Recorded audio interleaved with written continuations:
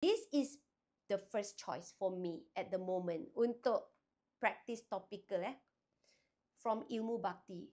I literally ask the book warehouse untuk bagi saya terbitan yang terbaru untuk saya promote pada student saya kena beli. Okay? Kena beli. Tahu kenapa tak? Sebab mana nak dapat soalan objektif diberi jalan kerja. And is in dui bahasa. Form 1, 2 and 3 ada kat sini. And this one is important for you to know. Saya akan tunjukkan apa kat dalam sekarang. Topical USA Ilmu Bakti. Serius nak tengok? Jing jing jing jing jing jing jing. Okey. Contoh kan? Kita tengok untuk bab 5 ungkapan algebra. Tengok. Soalan dia, soalan bahagian A, nombor 1 C, nombor 2 B kan? Dia ada tulis jalan kerja. Macam mana nak dapat? This one mana nak dapat? Soalan contoh dia C. Tapi ada jalan kerja. Ini paling best sekali because ada jalan kerja untuk guide student bila nak buat. Sometimes diorang kata, okay soalan dia D tapi macam mana nak buat?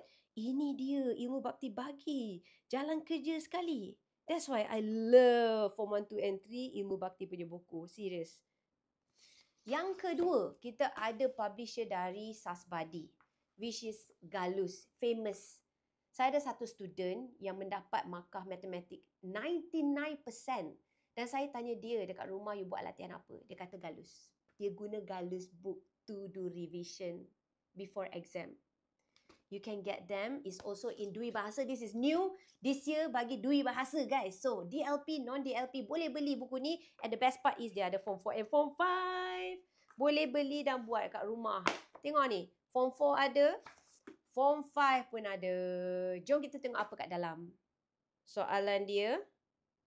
Dan dia ada contoh soalan macam mana nak buat. Like this.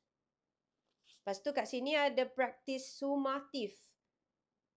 Untuk korang buat sebagai ke arah UASA ataupun ke arah akhir tahun. Ni jawapan dia ada di belakang. So nak beli boleh tekan beg kuning korang. Tekan beg kuning.